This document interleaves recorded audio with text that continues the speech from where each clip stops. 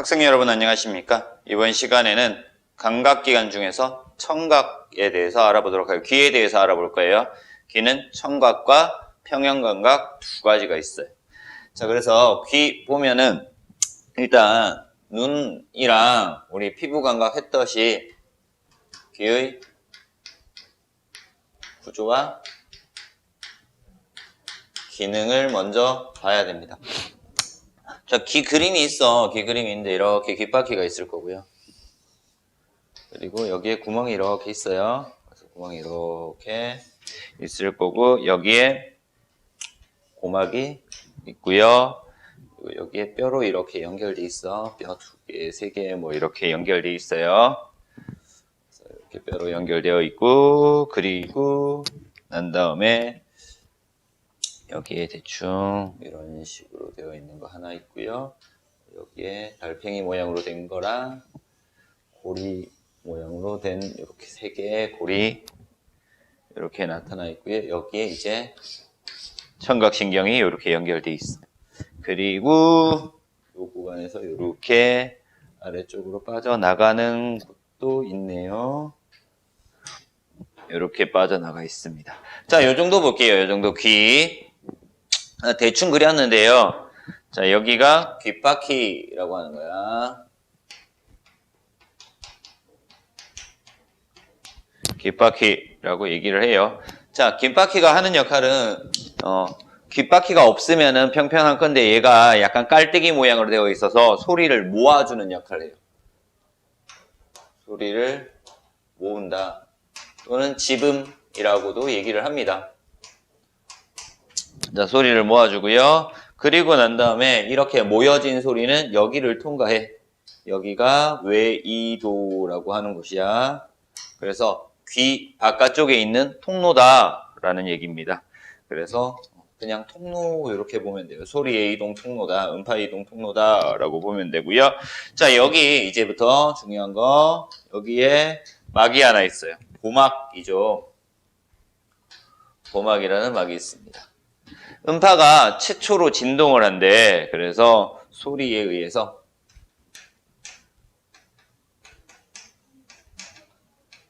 진동을 해. 소리에서 진동하는 얇은 막을 고막이라고 얘기를 합니다. 자, 그리고 난 다음에 이 부분도 중요하죠. 당연히 이렇게 3개 있는 뼈야, 뼈.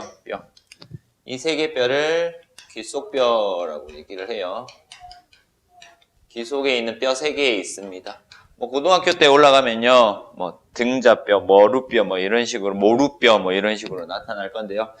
뼈가 3개 있는데요. 얘는 소리를 증폭시켜주는 작용을 합니다.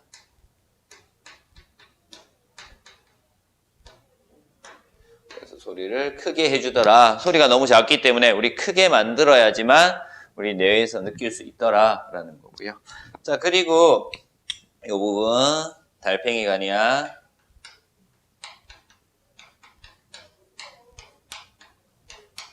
달팽이관에서는 청각세포가 들어있어요. 그래서 소리를 인식합니다. 인식하고요. 여기가 청각신경. 그리고 대뇌로 연결이 될 거야. 지금 이렇게 정리한 것은 소리하고 관계되는 겁니다. 귓바퀴에서 소리를 모으고요. 외이도로 통과해서 고막을 진동시켜서 귓속뼈에서 증폭 크게 만들어주고요. 증폭된 소리를 달팽이관에서 인식을 해서 청각신경을 통해서 대뇌까지 이동하는 경로가 소리의 전달 경로였고요. 자, 이제 소리하고 관계없는 것들을 몇 가지 볼 거예요. 소리하고 관계없는 것들. 자, 일단 요 부분이야. 이 부분을 귀인두관이라고 얘기를 합니다. 자, 이 귀인두관은 뭘 하는 역할을 하냐면 바깥쪽의 압력, 그러니까 고막 바깥쪽의 압력과 안쪽의 압력을 조절해 주는 역할을 해요.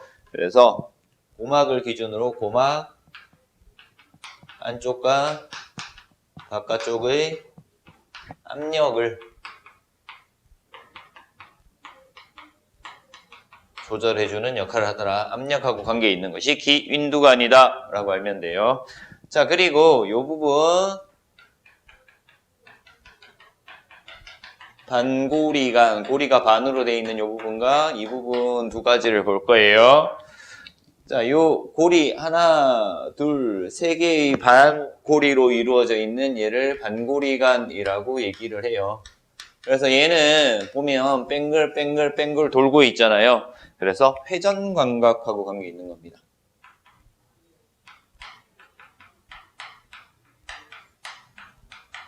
관성에 의한 회전감각을 느낄 수 있는 것이 반고리간이다 라는 거고요. 이 부분은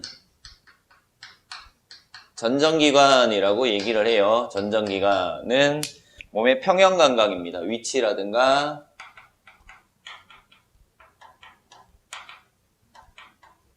평형감각을 느낄 수 있는 거다라는 거고요. 중력에 의한 역할을 합니다. 중력을 받아서 움직이는 거다.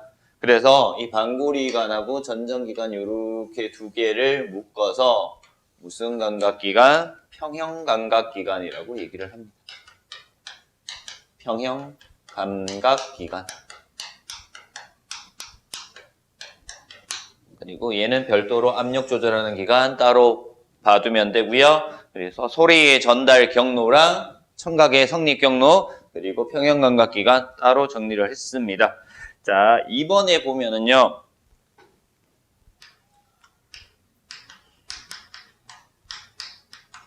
청각의 성립이라고 나와 있어요. 자, 소리가 있을 거야. 자극원이 되는 것이 소리입니다. 소리. 얘가 청각의 자극원이 될 거야. 자극원이 될 거고요. 소리가 이제 어디로 이동을 해요? 귓바퀴에서 소리를 모아주죠. 귓바퀴에서 소리를 모아줍니다. 그리고 외이도라고 하는 귓구멍을 통과를 할 거예요.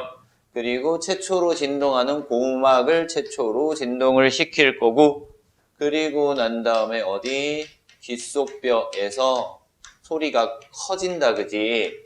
증폭이 되고 달팽이 모양으로 달팽이 등껍질 모양으로 생긴 달팽이관에 있는 청세포, 소리를 인식하는 세포에서 받아들이고 난 다음에 어디로 이동해?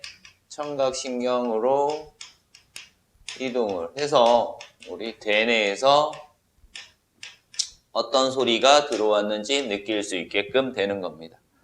됐죠? 그래서 청각의 성립 경로 이렇게 알면 돼요. 자, 그 다음 세 번째는 평형감각이라고 나와 있어. 그림에서 다 설명했지만 평형감각. 평형감각은 두 가지만 정리를 할 거야. 이렇게 두 가지만 정리를 할 건데 소리와 관계 없는 것 하면 반고리관, 전정기관, 귀, 인두관까지 포함을 하면 되고요. 평형감각기관은 반고리관과 전정기관 두 가지만 되는 겁니다. 자, 그래서 평형감각은 반고리관과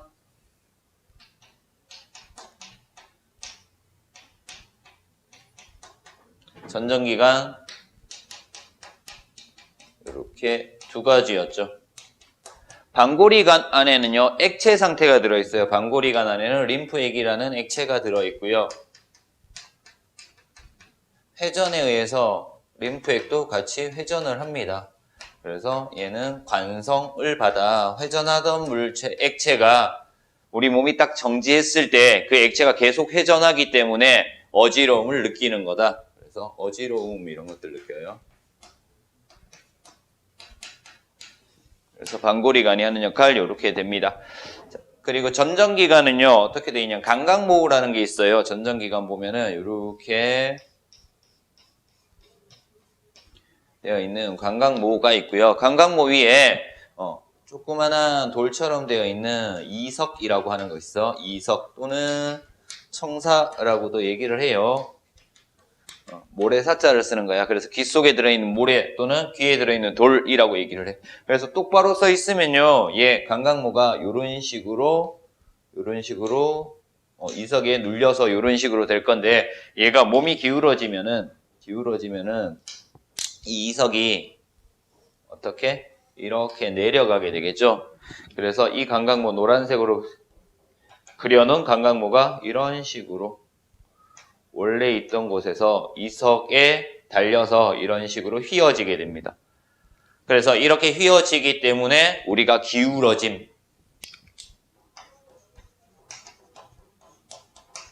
위치, 뭐 이런 것들을 느낄 수 있다. 그래서 뭐에 의해서? 중력에 의해서 기울어짐이나 위치 감각 등을 느낄 수 있는 곳이 전정기관이다 라고 알면 됩니다. 뭐 책에 보면은 이런 것들 나와 있어요. 회전하는 놀이기구를 탔을 때 몸이 회전하는 것을 느낀다. 방구리관에서 느끼는 거고요. 눈을 감고 있어도 몸이 회전하는 방향을 느낄 수 있다. 마찬가지 방구리관 회전하고 관계되는 거다. 자, 전정기관 돌뿌리에 걸려 넘어질 때 몸에 기울어지는 것을 느낀다. 그리고요, 승강기를 탔을 때 몸이 움직이는 것을 느낀다. 이런 것들 전부 다 전정기관에서 느끼는 거다라는 거 알면 되겠습니다. 됐죠?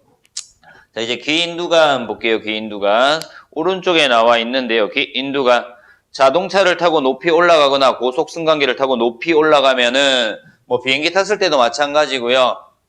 귀가 먹먹해지는 현상이 발생을 해. 그거는 바깥쪽에 압력이 낮아졌기 때문에 높은 곳에 올라가면 기압이 낮아지기 때문에 압력이 낮아지면 먹먹해집니다. 그래서 안과 밖에 압력을 조절하기 위해서 뭐 침을 삼킨다든가 이런 것들을 통해서 압력을 조절할 수 있다. 그래서 압력 변화를 느끼는 것이 귀 인두관이었다라는 것 알면 되겠습니다. 됐습니까?